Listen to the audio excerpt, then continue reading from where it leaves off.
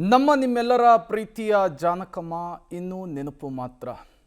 80ನೇ ದಶಕದಿಂದ ಹಿಡಿದು ಇಲ್ಲಿಯವರೆಗೂ ಕೂಡ ಅವರ ಹಾಡಿನ ಮೂಲಕ ಎಲ್ಲರನ್ನೂ ಕೂಡ ರಂಜಿಸಿದ್ರು, ಸ್ವರದ ಮೂಲಕ ರಂಜಿಸಿದ್ರು. ಮಹಾರಾಜ ಕಾಲೇಜು ಮೈದಾನದಲ್ಲಿ ಅಂತಿಮ ದರ್ಶನಕ್ಕೆ ಈಗ ಸಕಲ ರೀತಿಯ ವ್ಯವಸ್ಥೆಯನ್ನು ಮಾಡಲಾಗಿದೆ. ಮೈಸೂರಿನ ಕಣಿಯನಹುಂಡಿ ಫಾರ್ಮ್ ಹೌಸ್ನಲ್ಲಿ ಅಂತ್ಯಕ್ರಿಯೆಯನ್ನು ನೆರವೇರಿಸಲಾಗುತ್ತೆ.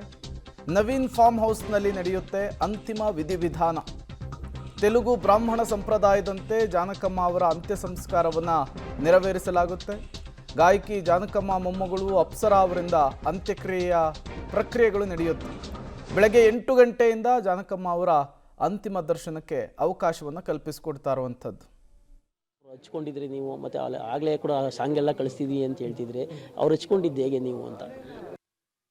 ನಾನು ಒಂದ್ಸರಿ 1 ವರ್ಷ ಅವ್ರಿಗೆ ಈ ಏಪ್ರಿಲ್ 23 ನೆಕ್ಸ್ಟ್ ಏಪ್ರಿಲ್ 20 ಪ್ರತಿದಿನವೂ 1 ಅವರ್ ಅವ್ರ ಲೆಟ್ರ್ ಒಂದು ಇದು ಟೆಲಿಗ್ರಾಮ್ದು ಒಂದು ರೋಲ್ ಬರ್ತದಲ್ಲ, ಅದು 1 ವರ್ಷ ಅವ್ರ ಲೆಟ್ರ್ ಬರೆದು ಕಳಿಸಿದೆ ಸರ್. ಅದು ನನಗೇನು 15 ವರ್ಷ ಇರ್ಬೋದು.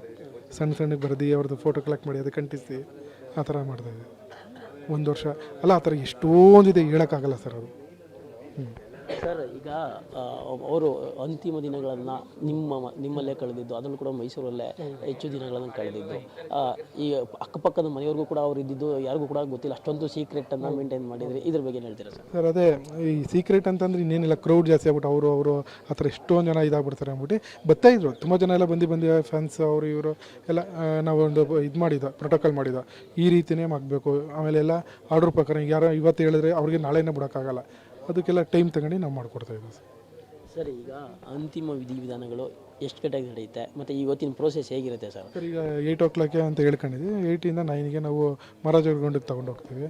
ಅಲ್ಲಿ 3 o'clockಗೆ ನಮ್ಮ ಫಾರ್ಮ್ ಹೌಸ್ಗೆ ತಗೊಂಡು ಹೋಗ್ತೀವಿ. ಎಲ್ಲ ಬ್ರಾಹ್ಮಣ ಸಾಕಷ್ಟು ಸಂಖ್ಯೆಯಲ್ಲಿ ಅಭಿಮಾನಿಗಳು ಬರ್ತಾರೆ, ಅದಕ್ಕೆಲ್ಲ ವ್ಯವಸ್ಥೆ ಆಗಿದೆ ಹೇಗೆ ಸರ್? ಏನು ಬೇಕೆಲ್ಲ ಮಾಡಿದ್ದೀವಿ ಸರ್. ಲಾಸ್ಟ್ ಅವರು ಎಲ್ಲದನ್ನ ಅವ್ರನ್ನ ಅಂತಿಮ ವಿಧಾನ ನಡೆಯತಕ್ಕಂಥ ಸ್ಥಳ ಯಾವುದು ಸರ್? ಮತ್ತು ಅಲ್ಲೆಲ್ಲ ಸಿದ್ಧತೆಗಳು ಹೇಗಾಗ್ತಿದೆ? ಎಲ್ಲ ಸರ್ಕಾರದಿಂದ ಗೌರ್ಮೆಂಟಿಂದ ಮಾಡ್ತೀನಿ ಅಂತ ಹೇಳಿದ್ದಾರೆ ಸರ್. ನೀವೇನು ತಲೆ ಕೆಡಿಸ್ಕೊಬೇಡಿ, ಅದ್ರ ಬಗ್ಗೆ ನಾವು ನೋಡ್ಕೋತೀವಿ ಅಂತ ಹೇಳಿ. ನಮ್ಮ ತೋಟ ಕಣಿಯನ ಹುಂಡಿ ಸರ್, ಅದನ್ನು ಕೂಡ ಅವರು ಅಂತಿಮವಾಗಿ ಹೇಳಿದ್ರು ಅಂತ, ಅಂದರೆ ಎಲ್ಲಿ ತಮ್ಮ ಅಂತ್ಯಕ್ರಿಯೆ ನಡೆಯಬೇಕು ಆ ಜಾಗ ಯಾವಾಗ ನಡೆಯೋದು? ಮೈಸೂರಲ್ಲಿ ಅಂತ ಅಂದ್ಕೊಂಡಿದ್ರು. ಆದರೆ ನೀವು ಹೆಂಗೆ ನೀವು ಯಾವ ಥರ ಅನ್ಕೋತೀರೋ ಅದೇ ಥರ ನಡಿಬೇಕು ಅಂತ ಮೈಸೂರಲ್ಲೇ ಮೈಸೂರಲ್ಲಿ.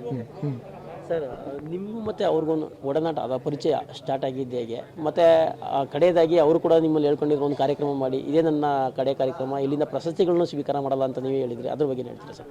ಸರಿ, ಆ ಥರ ಅಂದರೆ ಒಂದು ನಾವು ಹೋದ್ರೆ ಅವ್ರ ಮೇಲೆ ಒಂದೊಂದು ವೀಕ್ ಉಳ್ಕೊತಾ ಇದ್ದ. ಒಂದು ದಿವಸ ಹಿಂಗೆ ಜನರೆಲ್ಲ ಮಾತಾಡ್ಬೇಕಾರೆ, ನೀನು ಯಾಕೆ ಕಾರ್ಯಕ್ರಮ ಮಾಡ್ಬೋದು, ನಿನ್ನ ಕೈಲಿ ಆಯ್ತದೆ ಮಾಡೋ ಅಂತಂದರು. ಆಮೇಲೆ ಕಾರ್ಯಕ್ರಮ